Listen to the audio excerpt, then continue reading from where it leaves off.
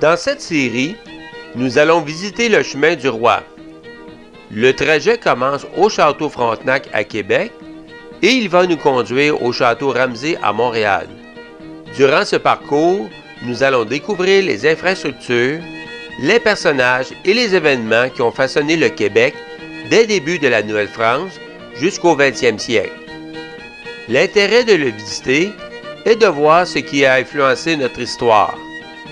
Le chemin du roi fut mis en service en 1737. Son trajet suit approximativement la route 138. Pour connaître son tracé original, nous allons nous baser sur les cartes de Joseph Bouchette de 1815. Pour des raisons touristiques, le tracé actuel est modifié, mais il permet de nous amener à des endroits pittoresques. Le tout est agrémenté de quelques photographies d'archives. Maintenant, nous sommes prêts à faire un bout de chemin.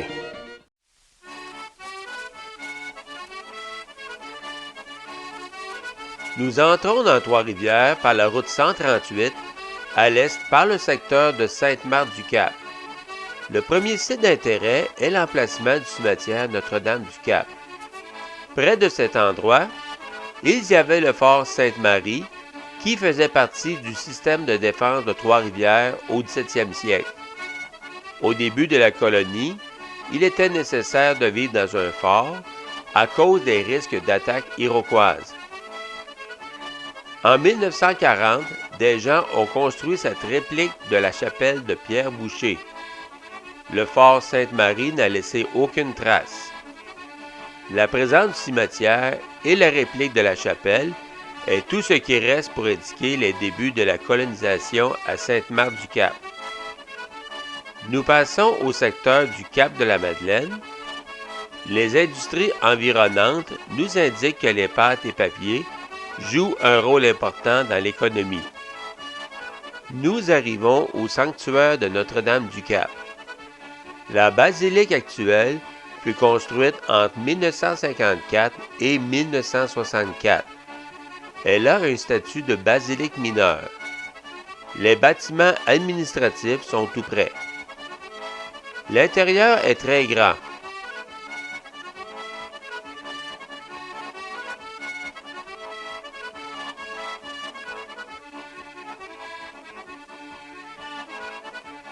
Les vitraux à l'intérieur relatent la vie de Jésus.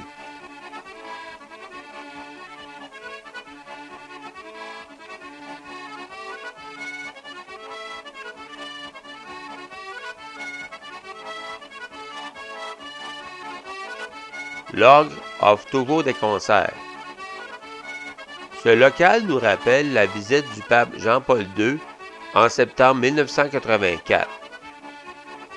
La petite église de Notre-Dame-du-Cap fut construite en 1714, ce qui en fait une des plus anciennes églises du régime français. On la nomme aussi le Petit Sanctuaire. Dans ses murs, nous avons l'explication du pourquoi le site est un sanctuaire. Le sous-sol contient un musée. Le tombeau de son premier curé, Paul Vachon, et du père Luc Desilets se trouve au même endroit. Le père Luc Desilets est associé aux prodiges de Notre-Dame-du-Cap. Le premier de ces prodiges est le pont des Chapelets. L'histoire se résume ainsi. La population du Cap de la Madeleine avait besoin d'une nouvelle église. Le terrain était sablonneux à cet endroit. On devait faire venir les pierres de l'autre côté du fleuve, soit à Saint-Angèle. À l'hiver 1879, la communauté se mit à prier afin qu'un pont de glace soit formé, afin de traverser les pierres de la rive sud vers le Cap de la Madeleine. Cet hiver fut doux et il ne se forma pas de glace sur le fleuve. Rendu au mois de mars, plusieurs crurent qu'il n'y avait plus rien à attendre pour cet hiver. Malgré cela, certains continuèrent à prier. C'est alors qu'il se forma une embâcle sur le fleuve Saint-Laurent et que le froid revint. Cette embâcle fut jugée assez solide pour voyager en traîneau et aller chercher les pierres à Saint-Angèle. et les pierres furent traversées.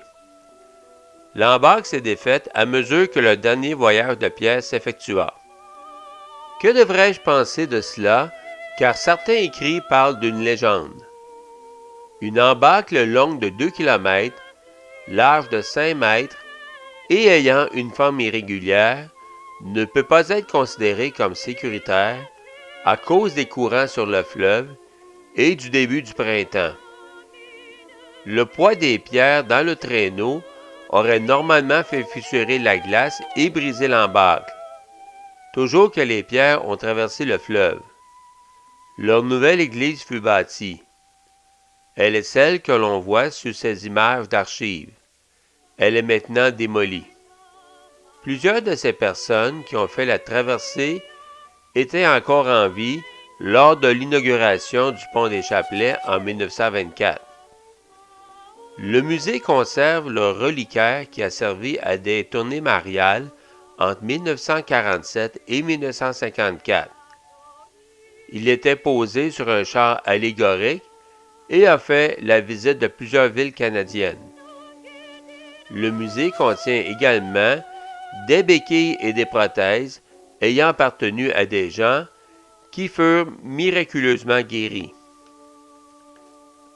On passe maintenant au niveau de l'Église pour connaître un autre prodige. Le deuxième fait est celui du prodige des yeux. Il se produisit en 1888 en présence du curé des Îlets, de Frédéric Johnson et d'une personne handicapée. La statue de la Vierge sur le retable se mit à bouger des yeux.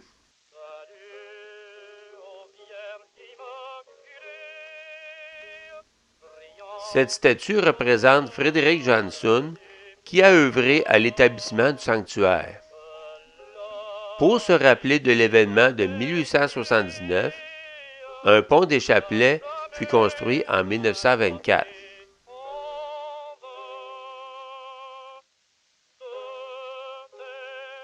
Un chemin de croix en bronze, préparé par le père Frédéric Johnson, respecte les distances entre les stations telles qu'elles étaient à Jérusalem entre le palais de Ponce Pilate et le Golgotha.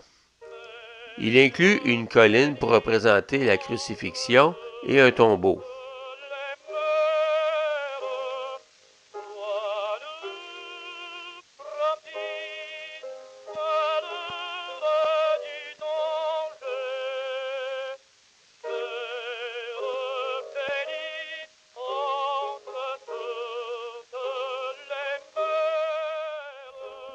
Le site a aussi des stations pour méditer les mystères du rosaire.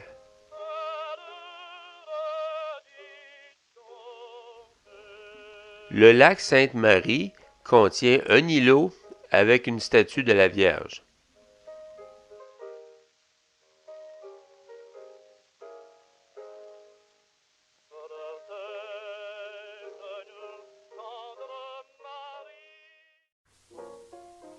Nous quittons le sanctuaire pour rejoindre la maison Rochelot de l'autre côté de la route.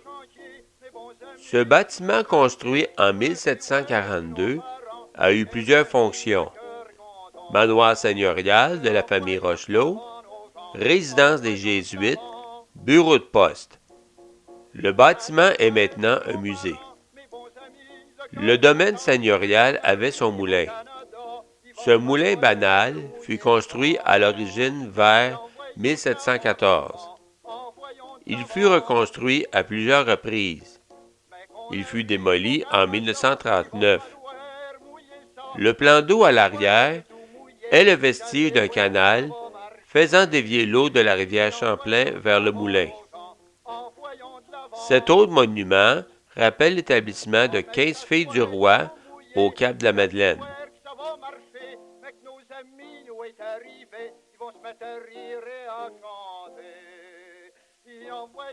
Nous poursuivons sur la rue Notre-Dame.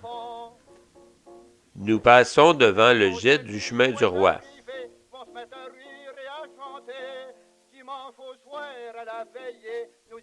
Nous passons près de l'embouchure de la rivière Saint-Maurice. Ici, on aperçoit l'usine de pâte et papier Wayagamack. L'économie locale dépend en bonne partie de la production de papier. Le bois, qu'on appelait la pitoune, a pu arriver en descendant la rivière par la Drave jusqu'en 1996.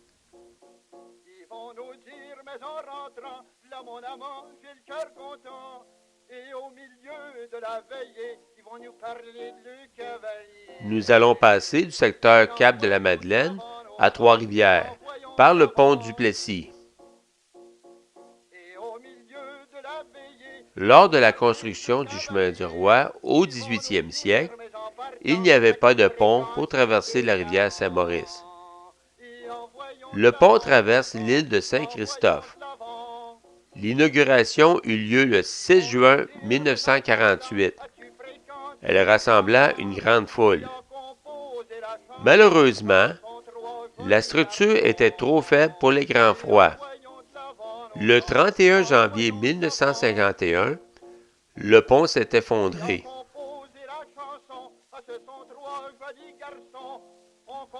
Le pont actuel fut reconstruit beaucoup plus solide.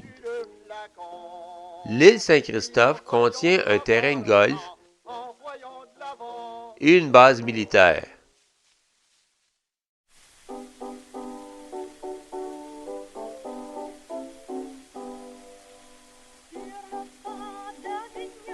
Un pont la relie à l'île Caron et un autre à l'île Saint-Quentin. L'île Saint-Quentin contient un parc. L'explorateur Jacques Cartier y aurait planté une croix en 1535. Avec l'île Caron, il donna l'illusion de Trois-Rivières à l'embouchure de Saint-Maurice. Cela donna le nom à la ville. Au loin, à droite, près de la rive, nous apercevons le musée Boréalis. Celui-ci traite de la fabrication du papier.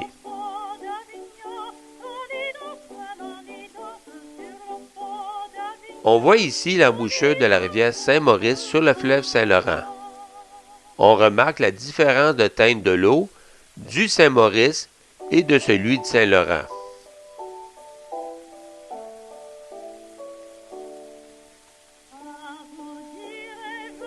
En continuant sur le boulevard Saint-Maurice ou route 138, on passe devant l'école anglaise Morrissey English.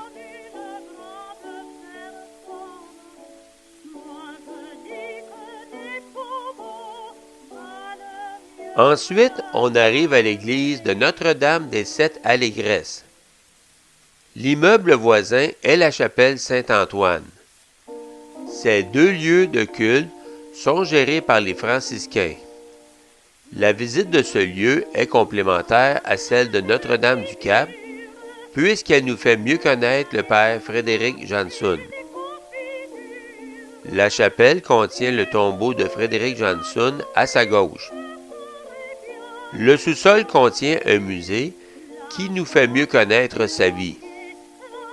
Il contient des objets lui ayant appartenu ou contemporains à son époque.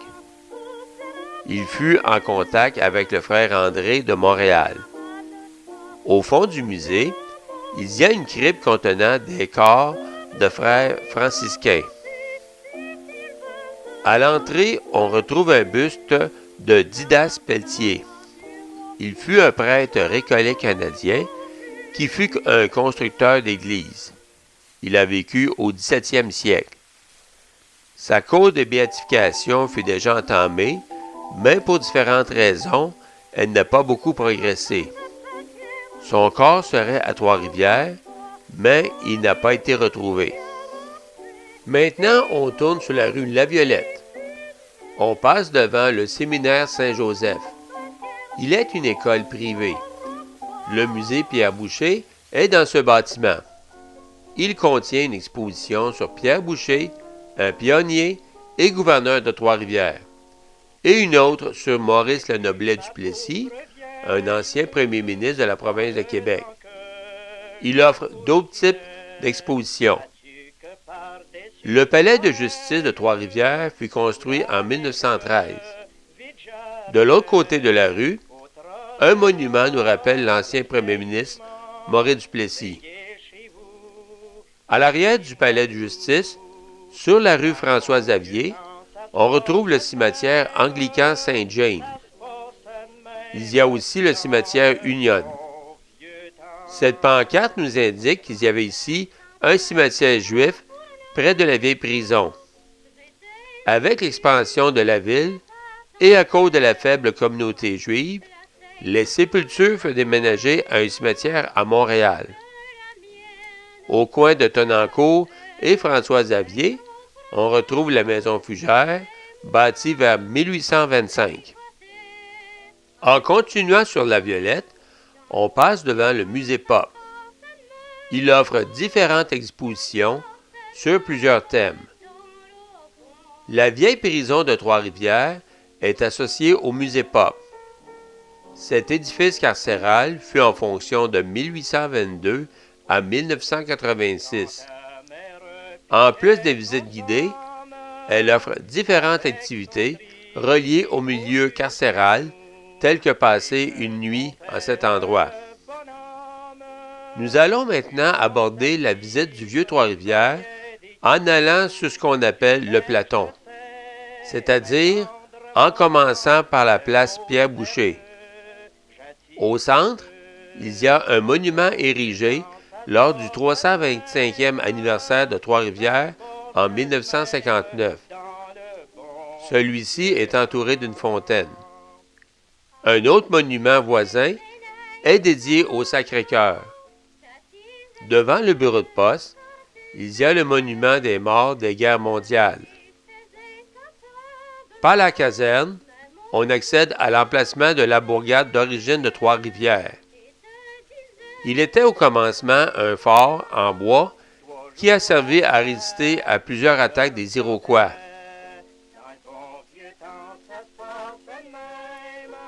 Cet autre monument fait référence à la fondation même de Trois-Rivières. Il contient un buste de La Violette et un bas-relief de sa fondation. Sur La Violette, on ne sait presque rien sur lui en dehors de la fondation de la ville. Face au fleuve, il y a le parc portuaire. Nous revenons en arrière pour accéder à la rue des Ursulines. Elle constitue ce qui reste principalement du vieux Trois-Rivières.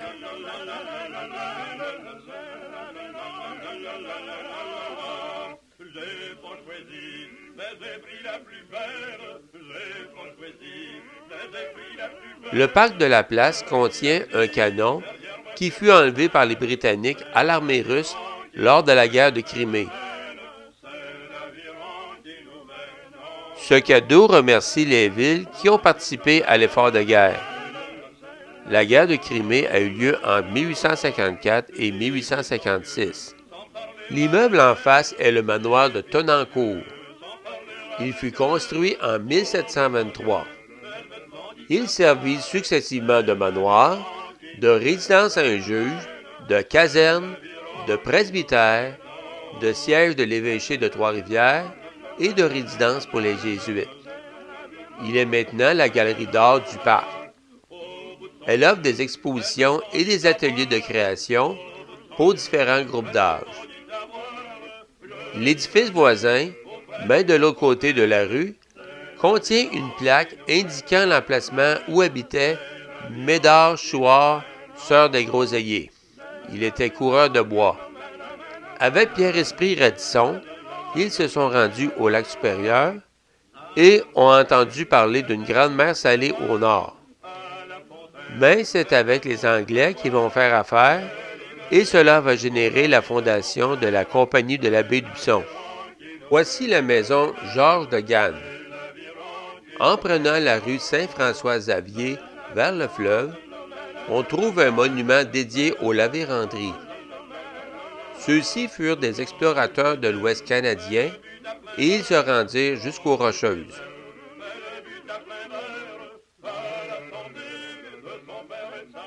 Plus loin, nous arrivons à l'église anglicane Saint-James. Le site était à l'origine la résidence des Récollets, dont Didas Pelletier. L'édifice actuel fut construit vers le milieu du 18e siècle. C'est ici qu'eut lieu la reddition de la population de Trois-Rivières lors de la conquête anglaise. Par la suite, les Récollets et les Anglicans se partagèrent l'Église pour leur culte. Elle finit par devenir entièrement anglicane. Des offices religieux s'y tiennent toujours. Ces plaques indiquent des gens enterrés dans la crypte de l'église. Le couvent des Ursulines servait de cloître, d'école et d'hôpital. Les premières Ursulines sont arrivées à Trois-Rivières en 1697. Elles furent actives pendant 300 ans. L'établissement a un musée. En face du couvent, il y a le jardin des Ursulines. Il y a ce monument dédié au docteur Conrad Godin qui a œuvré à préserver le patrimoine local. L'édifice voisin est le collège Marie de l'Incarnation. C'est une école privée qui donne l'enseignement primaire et secondaire.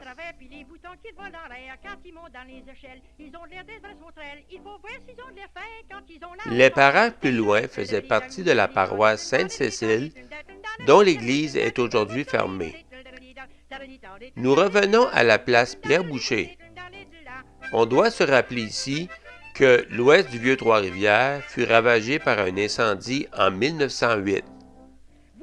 Les archives nous montrent l'état du quartier après le sinistre.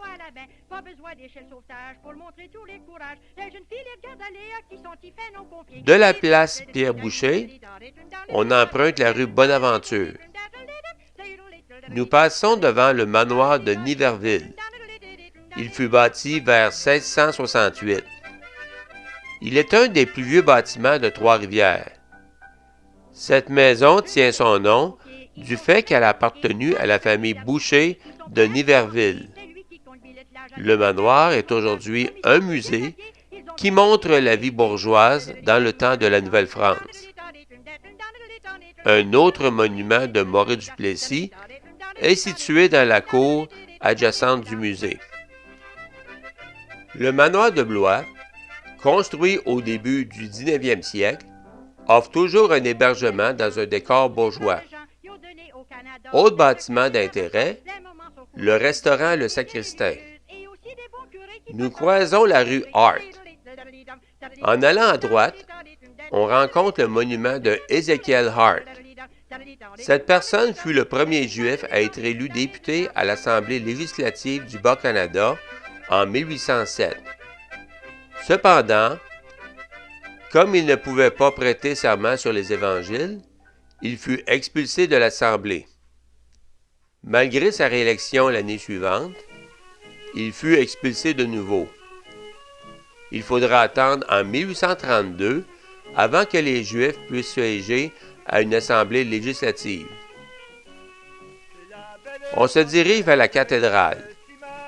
Nous passons devant le siège du diocèse de Trois-Rivières.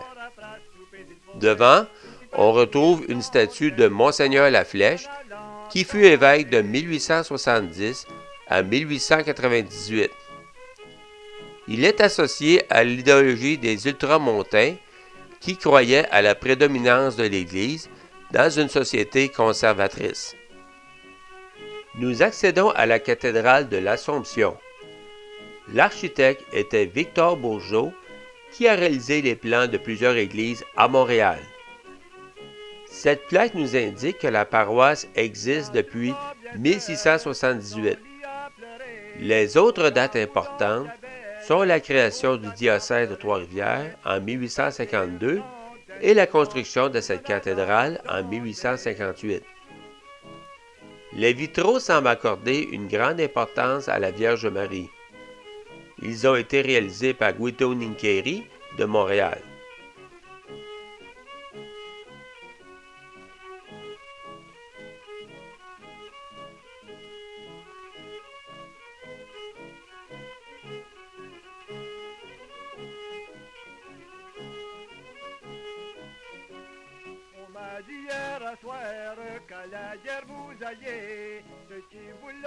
Nous allons maintenant, en face de la cathédrale, au parc Champlain.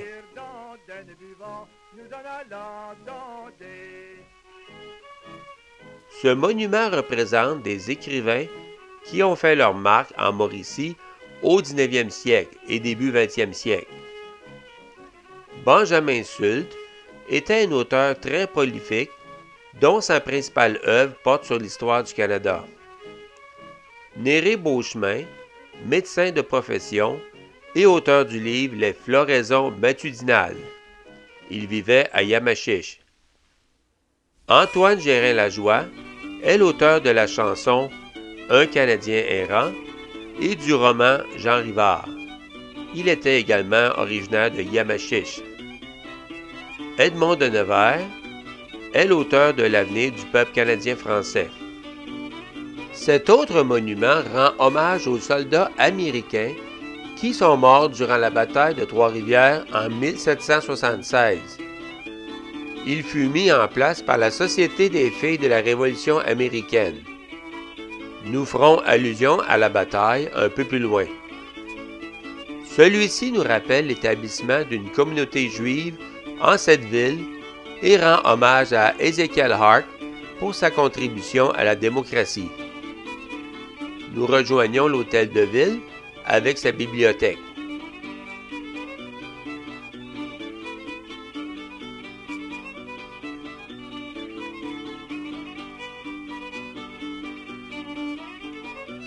De là, on emprunte maintenant un des plus vieux chemins de Trois-Rivières, le boulevard des Forges. Il nous mène au coteau Saint-Louis. Le cimetière Saint-Louis existe depuis 1865. Il est le deuxième cimetière de cette ville. Un chemin de croix fut érigé en 1888. Les stations sont en bronze. Des personnalités comme l'écrivain Benjamin Sulte et le premier ministre Maurice Duplessis ont leur sépulture en cet endroit.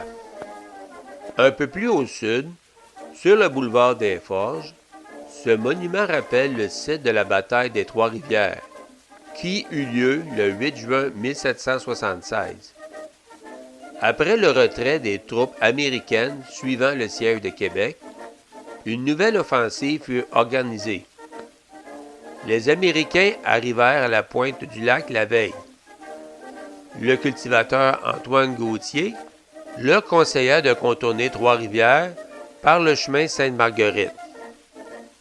Ayant fait semblant de favoriser la cause américaine, il réussit à demander à sa femme d'aller avertir le capitaine de milice et l'armée britannique.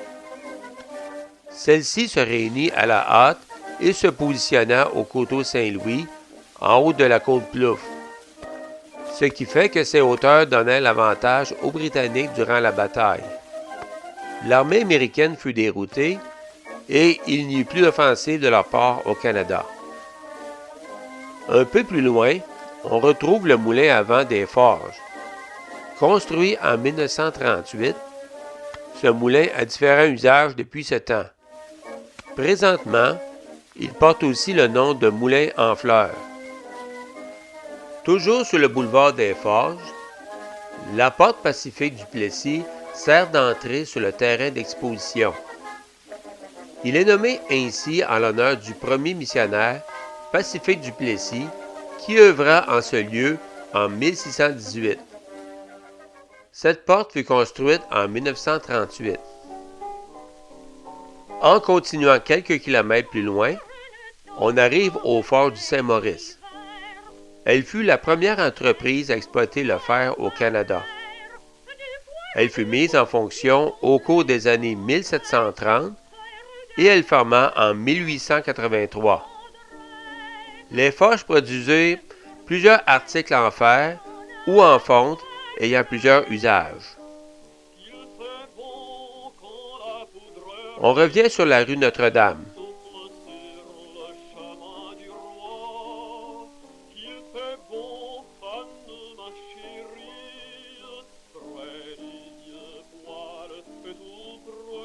On passe devant l'hôtel Delta. Il a un décor qui indique l'année de fondation de Trois-Rivières. Il se passa plus précisément le 4 juillet 1634. Nous sommes près du terminus d'autobus.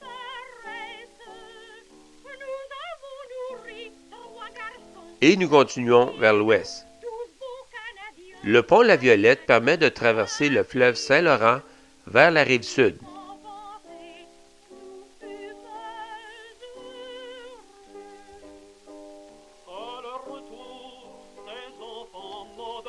La seigneurie de Pointe-du-Lac fut d'abord concédée en 1656 et son développement commença vers 1668. La paroisse Visitation de la Sainte Vierge fut érigée en 1738. Elle permit à la seigneurie de mieux se développer. L'église actuelle est en place depuis 1884.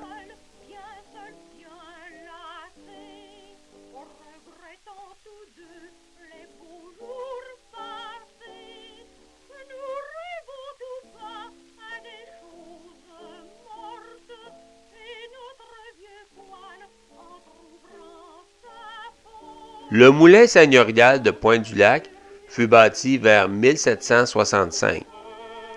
Ce moulin a eu deux sections, une pour faire de la farine et une autre comme scierie pour faire des planches et madriers. Le moulin est un musée où il est possible de connaître la profession de meunier. Il fut acquis par les frères de l'Instruction chrétienne en 1927. Ils avaient leur résidence tout près.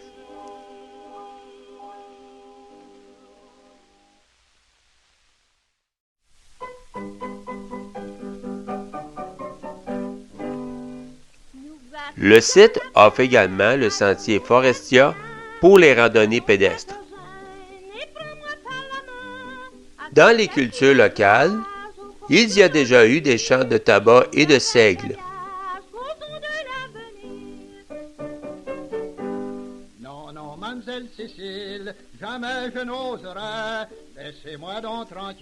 Le secteur de Pointe-du-Lac fait face au lac Saint-Pierre. Sur cette plage sablonneuse, il y avait anciennement ce centre de villégiature, Point Beach Camp.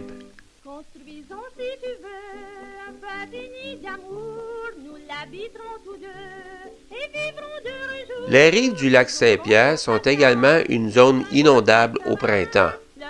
Nous le verrons dans les prochaines villes. Nous terminons ici avec cette vue de ce lac qui a inspiré un poème anglais de William Henry Drummond, composé en 1897, The Wreck of Julie Plante.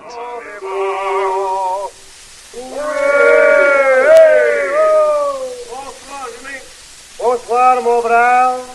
Oui, demain. Alors, the boys about the wreck of the Julie Plante. Away! Then these, you may. On one dark night on Lac Saint-Pierre, the wind she blow, blow, blow, and the crew of the wood scow, Julie Plante, got scared and run below.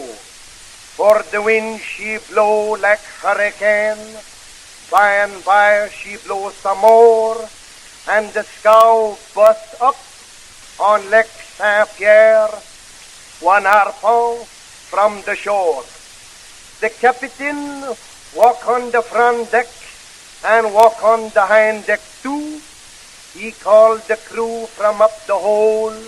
He called the cook also. The cook, she's name was Rosie. She's come from Montreal, was chambermaid on lumber barge on the Grand Lachine Canal. The wind she blow from the northeast west, the south wind she blow too. When Rosie cry, mon cher captain, mon cher, what I shall do? Then the captain throw the big anchor, but still the scow she drift.